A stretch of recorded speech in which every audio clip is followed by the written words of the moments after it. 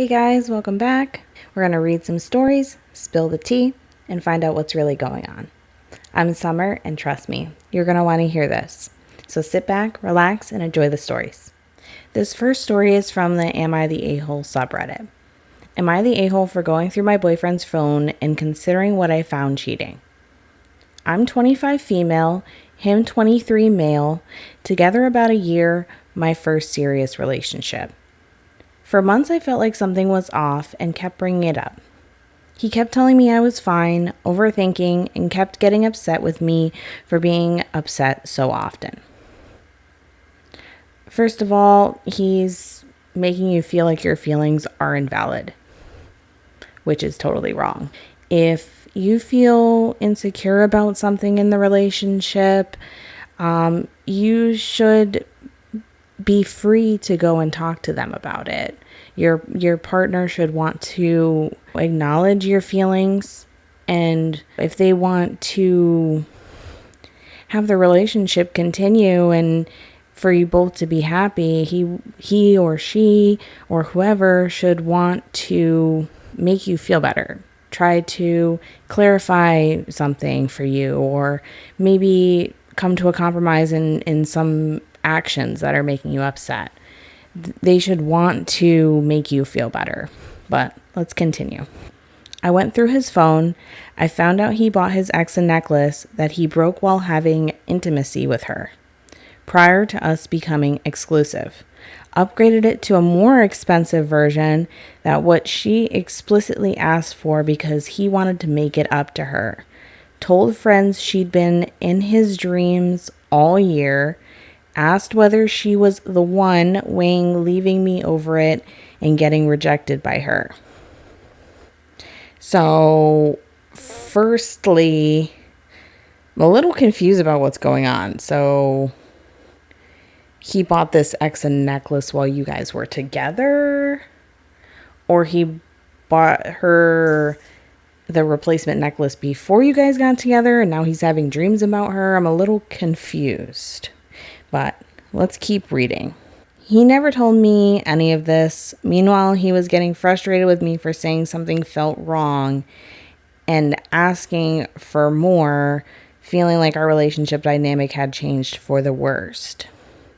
So, I guess it's not really about the necklace, but he's definitely having dreams about feeling like this ex was the one and has been weighing trying to get back together, but doesn't know if they're going to be rejected or not. I contacted the ex directly. She confirmed they did not sleep together while he and I were dating. That's good. She shut him down and wasn't interested. So he clearly tried. So nothing physical happened. When I confronted him, he framed it as wanting closure on old relationships from a worse period in his life. Said it was dumb and wrong, but had nothing to do with his love for me. What? He literally had messages that OP clearly read where he was contemplating leaving you for her. So it absolutely does involve the love for OP. But let's finish reading. Had he pitched it to me that way the months ago that it happened, would have told him, go ahead, get closure. But it doesn't line up with what he was saying to his friends at the time. Okay, so he was telling his friends, it looks like, that he was worried about getting rejected by the other person and was weighing leaving OP for this other person. There was also separate stuff, disgusting group chat comments about other women, him sending OnlyFans girls around to his friends, etc.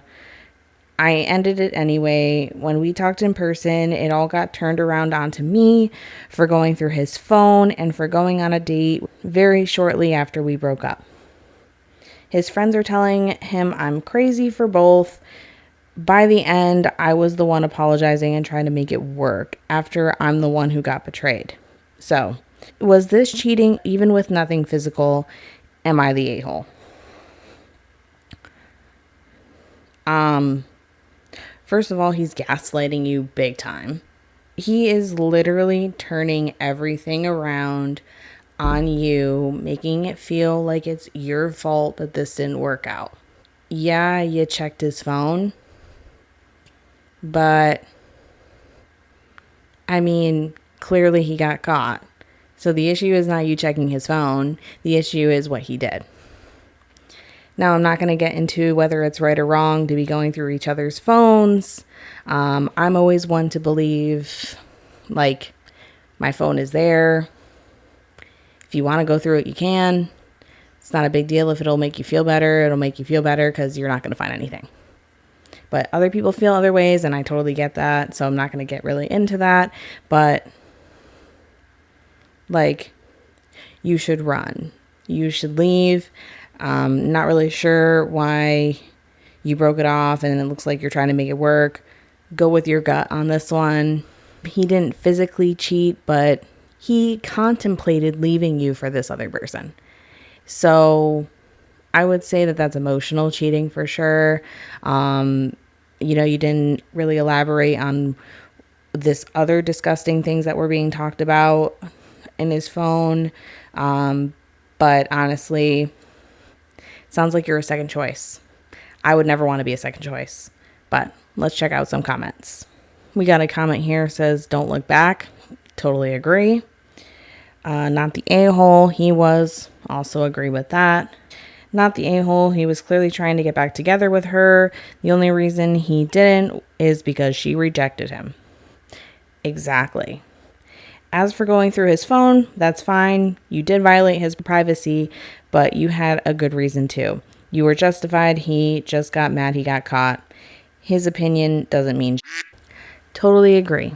And I'd also like to point out, would OP really have had to go through his phone if he acknowledged her feelings in the first place and maybe talked through some of his issues with her? I mean, maybe he really did need closure. Maybe it was a really tough relationship, but maybe he could have talked to OP before this whole, like, considering to leave her for her, if she would take him and all this stuff. Like, when this first started coming up, like, these old feelings started coming up for him, maybe he should have just, like, sat her down and been like, hey, I love you, but unfortunately, like, this other relationship, I'm really still hung up on it. I don't want to hurt you. I just need some closure right now. How do we work through this? In that event, I mean, she would know what's going on. She has a clear picture of how he's feeling. She can make the decision there. And I mean, would she have really had a need or even a thought to look through his phone? But overall, from the post, are you the a-hole for going through your boyfriend's phone and considering what I found as cheating? I think considering the circumstances, I don't think you're the a-hole for going through your boyfriend's phone. Again, I'm a personal believer that the phone is there. If I'm hiding things on there, those are things that that other person should know about because they need to know those things to make the decision to continue the relationship. But I mean, should someone be constantly going through someone's phone with no reason for it? No. In this circumstance, I think you had a valid reason to go through your boyfriend's phone. He was making you feel invalid about what you were feeling. You felt like things changed. You felt like he was kind of pushing you away and making you feel crazy about your feelings. I think that you were totally valid at looking at his phone, and I think what you found, honestly, I would consider it emotional cheating, and he clearly made it sound like you were his second choice, and I would never want to be anyone's second choice. But let me know what you guys think. On to the next story. All right, so the next story is from the Am I the Buttface subreddit. Am I the buttface for not wanting to pay for my fiance's wedding band? I, female 26, and my fiance, male 27, just got engaged.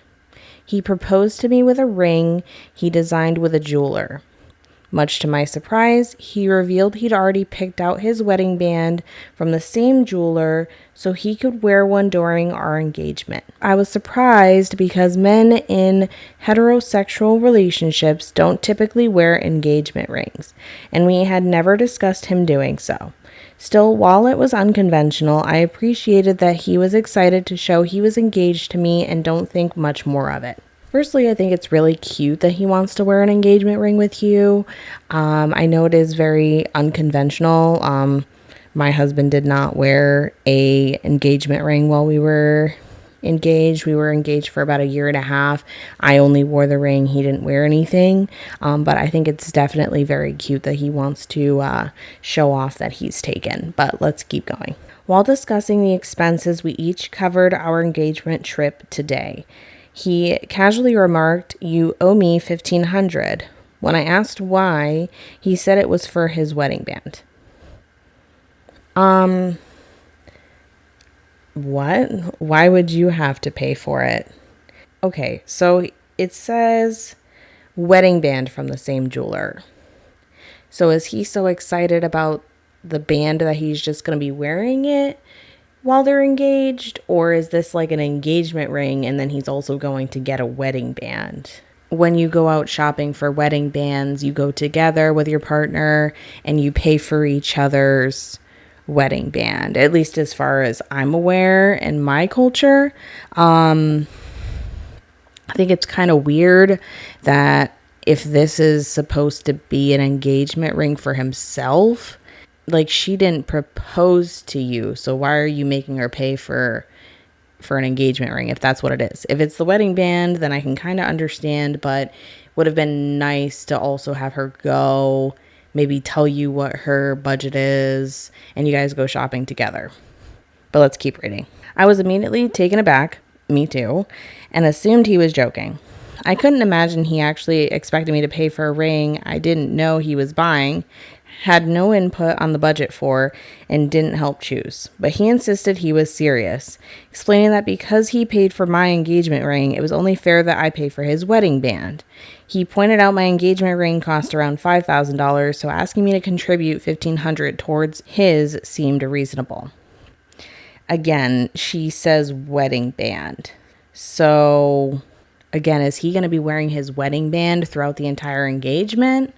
And just that is his ring, or is he going to be getting another one? Fundamentally, I don't have a problem paying for my fiance's wedding band. In fact, I've purchased meaningful and expensive jewelry for him before as an expression of my love, and I would genuinely consider it an honor to choose his wedding band together and contribute to that purchase.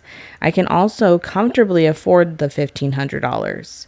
What bothers me is the principle of the situation. I feel it was inconsiderate for him to assume I would be paying for his wedding band / engagement ring without discussing it with me beforehand. It's not the cost itself that concerns me. It's the expectation and entitlement. Don't think it's fair to assume I'll pay for something when I was never consulted or even aware that it was expected of me. It is like an expectation and entitlement. How did he know she was going to say yes? If she didn't say yes, now you're going to have to go back and return both rings. Even if she does say yes, how do you know that she has that money? Or what her budget was going to be for a wedding band? That's usually a conversation once you're engaged in your wedding planning. Let's continue. My fiance was really hurt by my reaction and is disappointed that I was hesitant to pay for his ring, especially since he invested so much time, thought, and money into choosing my engagement ring. At first, I felt strongly that he was wrong to assume I would pay for his ring without discussing it first, but the more I've thought about it, the more I understand why he's hurt, that I don't show the same enthusiasm for buying his ring that he showed when buying mine. Am I the butt face for not wanting to pay for my fiance's engagement ring and thinking he is in the wrong for expecting me to do so? Edit. I realize there is some confusion over my usage of the terms engagement and wedding ring for my fiance's ring. To clarify, he will wear the same ring that will serve as an engagement ring during our engagement and our wedding ring during our marriage. So just one ring in total. I'm very glad that OP clarified that. So there's not going to be multiple rings. It is going to be the one singular ring. So it's still a little messed up that he expected her to just foot the bill, didn't involve her in anything. Again, there's a lot of different cultures out there, so they also haven't specified, what's customary for where they live. But for where I'm from, it's very customary to go together, pick out rings. They don't necessarily have to match, but it's a cute little outing for both people, and they pick what they want. Obviously, you know each other's budget at that point. I can clearly tell that he really liked that designer and he's really excited about the ring, but it is a little messed up to expect someone to pay for something when you haven't even had that conversation with them. You don't know if she's going to say yes. I mean, most people in a relationship, I want to say, kind of talk about it, like pretty sure that the other person's going to say yes when they do go to do that, but you haven't had that conversation, so you're just assuming that she's going to pay for it. Honestly, I would look at this person overall, like, is this something that fits his personality, or was it just something that he was like really excited about? Wow, he saw it looked great, and he just bought it like in the spur of the moment type of thing because he really liked it and he has never done anything else like this, and this is like a one-off? Or is this something that he does often? Because that's something that you'd want to look at. I don't think that you're the butt face for not wanting to pay, and I also think that it was wrong for him to expect you to do that. But if you do have the means and that was going to be your budget, I would probably like have a long conversation with them that them expecting you to do this was unacceptable. Find out why he had such entitlement about it. And if you feel okay to move forward with the relationship, maybe just pay for it. Let's see if there are any relevant comments. Not the butt face for such a large purchase. You should have been given a heads up. Yeah, I agree. Someone else commented, low-key this, it's not even about the money, it's the fact he literally dropped a $1,500 invoice on her after a trip. Who does that? You can't just spend over $1,000 of someone else's money then act hurt when they're confused. Right. OP was extremely confused. She just was proposed to, and that's supposed to be a happy moment, and now you're, like this person said, getting an invoice dropped on your lap, basically. Will you marry me? And here's a $1,500 invoice. Yeah, that is definitely giving red flags for sure. Again, I think you would want to think about everything. Has he been great up to this point? Have you had any other issues with him? Or is this just like a one-off type of thing, completely out of character for him? And like I said, just have a heart-to-heart. I know that you love this ring. I'm sorry that I wasn't as excited for this as you. It's just not customary. I was kind of confused about it. It came out of nowhere. We didn't talk about this.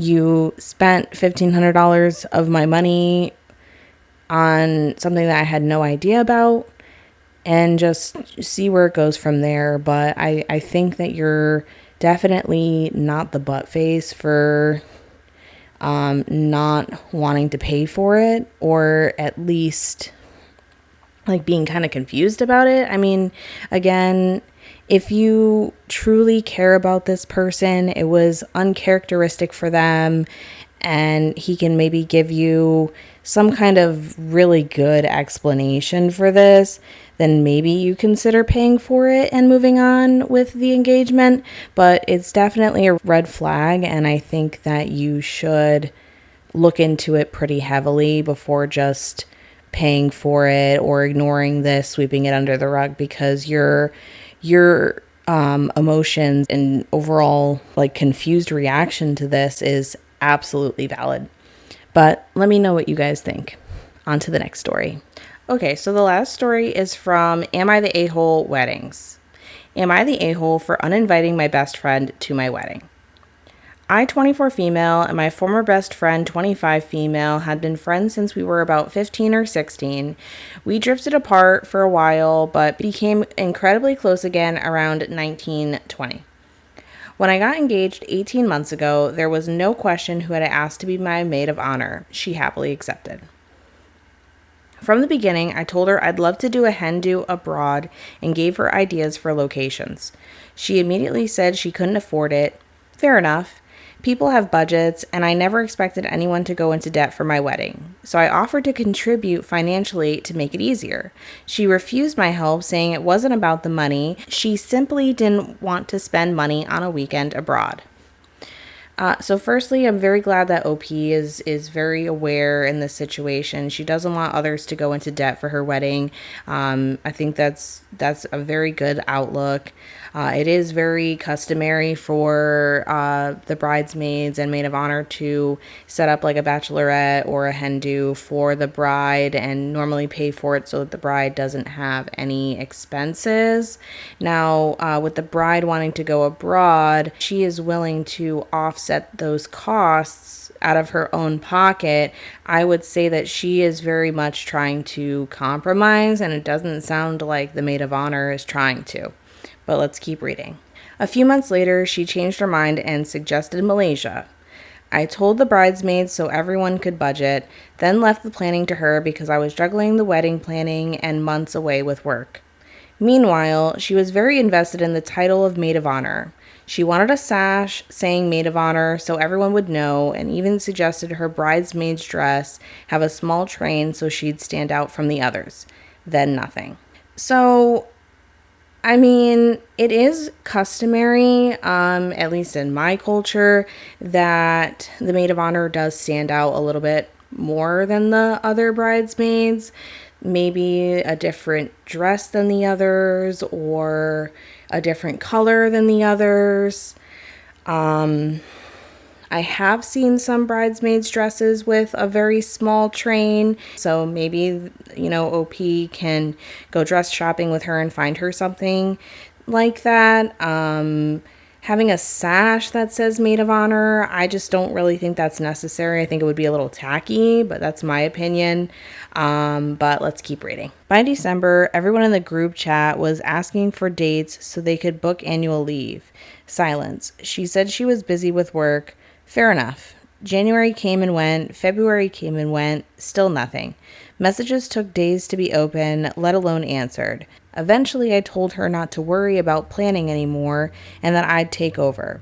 That's when she admitted she wasn't willing to go abroad at all and thought we should stay in our own country. Are you serious? That would make me so angry. First of all, again, no one should have to go into debt for your wedding, and clearly OP understands that. She was even willing to pay and contribute financially, but she didn't want to pay any money for abroad. Then, a few months later, she suggests a location abroad and clearly is invested. She wants to, have a sash, have a train, all this stuff, and is invested. And when people reached out to her for more details, she said that she was busy with work. She never once made anyone aware that she didn't want to plan this, that she did say that she didn't want to pay for something abroad, but then OP said that she was willing to pay. So she never said that she didn't want to plan it or that she was not willing to go abroad at all. This is terrible because she clearly went months. And now OP, juggling everything else, is going to have to figure something out for her hen do. I just feel like that's so inconsiderate. The frustrating part, during this entire time, she was posting Instagram stories from Ibiza, festivals, and raves. Apparently weekends abroad were only a problem when they were for my hen do. When I got home from work, my other bridesmaids stepped in. Just 3 months, they planned an incredible hen do that she'd failed to organize in 18 months. Great. You have great friends. I'm so glad that they were able to make that happen for you, and especially in such a little amount of time. Every bride deserves to do what they want to on their special day and their special events, as long as they aren't putting other people into debt and are taking others into consideration. At that point, I felt it wasn't fair for her to stay maid of honor when the other bridesmaids had done so much more. I totally agree. I told her I'd be removing her from her role. She exploded, called me selfish, accused me of making everything all about me over my hen do and my wedding. She also claimed that I'd never compromised, despite me offering to pay towards costs and repeatedly trying to work with her. After that, she ignored my messages for days. With the wedding only a month away, my fiance and I needed final numbers, so we made the difficult decision to uninvite her. She agreed she wouldn't come. She said our friendship was over and called me a self-centered a-hole. So, am I the a-hole? Absolutely not. Absolutely not. First of all, this is your wedding and this is your hen do. It is about you and your fiance celebrating a special union. Your friends should be there to support you and be happy for you. Absolutely, they can have a good time too, but it is about you and your fiance. She had 18 months to tell you that she was not willing to go abroad at all. She also had 18 months to plan something. She said that you didn't compromise, but you did. You offered to pay when a hen do is normally organized by your bridal party, and they set this up for you, but you were willing to pay the costs to help offset the fact that it was abroad. And she even suggested a place abroad. She never made you guys aware that she was not going to do it, that she hadn't been planning, and then you guys had to rush and plan something in 3 months. Honestly, OP, I think you're better off without her, but let's check some comments. There's a comment here. It says, not the a-hole, self-centered. You having a hard time getting past her sash and train. It may seem horrible for me to say, but it seems her jealousy is a very toxic, and you'll have a better time at your wedding without her. Sorry for your loss, though. I totally agree with this comment. Absolutely, your wedding. It was a little weird that she wanted a train and a sash, bringing more attention to herself. It does sound a little bit of a jealous type thing of you technically being the center of attention at your wedding, which you should be. But yes, I am sorry for your loss as well. I mean, losing a friend is not easy.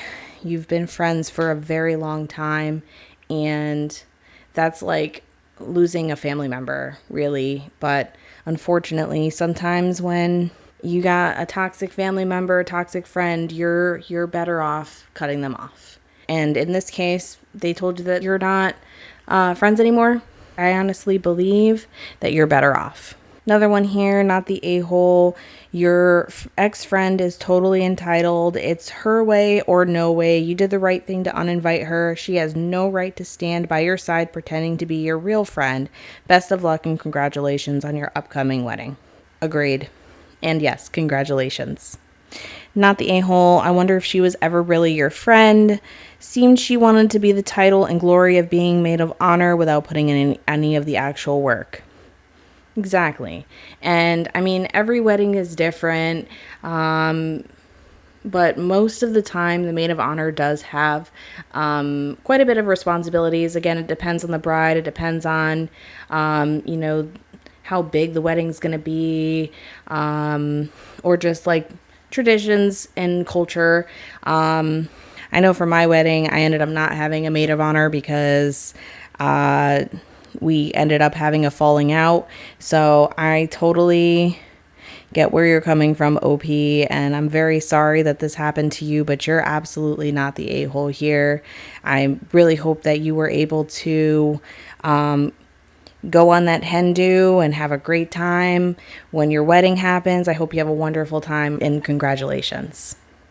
All right, guys, so that's all the tea I have for today. If you enjoyed it, please like and subscribe, and I'll see you on the next video.